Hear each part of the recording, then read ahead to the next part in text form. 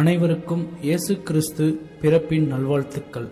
ஜாதி, மத, இன, மொழி, நாடு இவை எல்லாவற்றிற்கும் அப்பாற்பட்டு உலகமெங்கும் ஒருமித்து இயேசு கிறிஸ்து பிறப்பை கொண்டாடுகிறார்கள். இயேசு கிறிஸ்துவின் பிறந்த நன்னாளை கொண்டாடுவதைப் போல் வேறு யாரையும் இந்த உலகம் கொண்டாடுவதில்லை. ஏன் என்று எப்போதாவது நாம் யோசித்தது உண்டா? இல்லை. ஆனால் வரலாற்றையும் பரிசுத்த வேதத்தையும் நாம் உற்று பார்த்தால் புரியும். அந்த வானத்தையும் இந்த பூமியையும் பூமியில் உள்ள எல்லாவற்றையும் படைத்து இறுதியாக மனிதர்களாகிய நம்மையும் பிறப்பித்து ஆளுகை செய்யக்கூடியவர் எதற்கும் யாருக்கும் நிகரே இல்லாதவரும், மனிதனுடைய கற்பனைக்கு எட்டாதவரும், காலங்கள் கடந்த நித்தியமானவரும், ஒட்டுமொத்த பிரபஞ்சத்தின் மூல காரணருமான அந்த தெய்வாதி தேவன் இரத்தமும் சதையும் கொண்ட நம்மை போன்ற மனிதனாக 2000 ஆண்டுகளுக்கு முன் இந்த பூமியில் பிறக்க காரணம் என்ன தெரியுமா? அன்பு.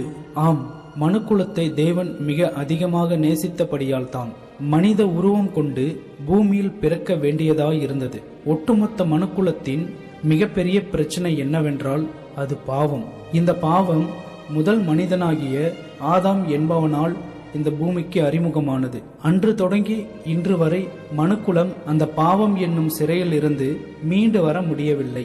மனிதன் பாவத்திலே வாழ்ந்து பாவத்திலே மரிக்கிற அனைவருக்கும் நரக தண்டனை என்ற துர்ச்செய்தியோடு வாழ்ந்த மனுக்குலம் தன்னால் போக்கிக் கொள்ள முடியாத பாவ சுமையை தேவன் மனுக்குலத்தின் மீது மிக அதிக அன்பு வைத்தபடியால் முதல் மனிதன் மூலமாக வந்த பாவத்தை தேவன் தம்முடைய குமாரனான இயேசு கிறிஸ்து மனிதனாக இந்த பூமிக்கு வந்து மனித வாழ்க்கையை பாவமே இல்லாமல் வாழ்ந்து ஒட்டுமொத்த மனுக்குலத்தின் பாவத்தை பாவமே செய்யாமல் பாவத்தை நேசிக்காத அவர் பரிசுத்தராக வாழ்ந்து ஒட்டுமொத்த மனுக்குலத்தின் பாவத்தை சுமந்தார்.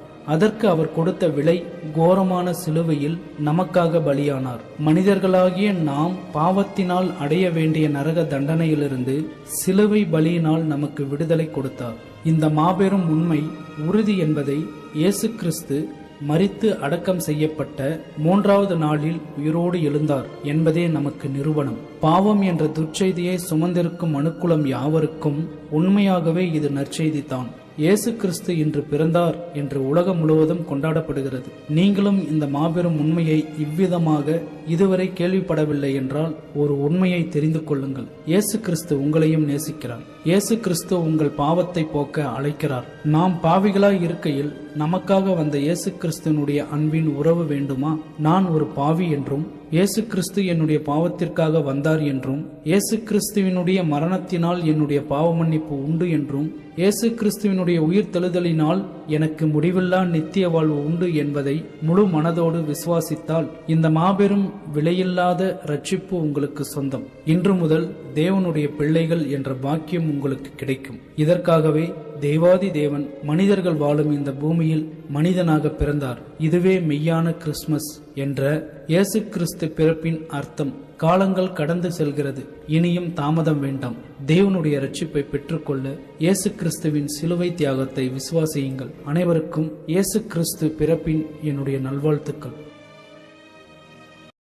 பிரதர் அண்ட் சிஸ்டர்ஸ், இந்த வீடியோ உங்களுக்கு பிடிச்சிருந்தா லைக் பண்ணுங்க. இந்த வீடியோவை பற்றி உங்களுடைய மேலான கருத்துக்களை கமெண்டில் தெரியப்படுத்துங்க. இந்த வீடியோ மற்றவங்களுக்கு பயனுள்ளதாக இருக்கும் அப்படின்னு நினச்சிங்கன்னா மற்றவங்களுக்கு ஷேர் பண்ணுங்கள்.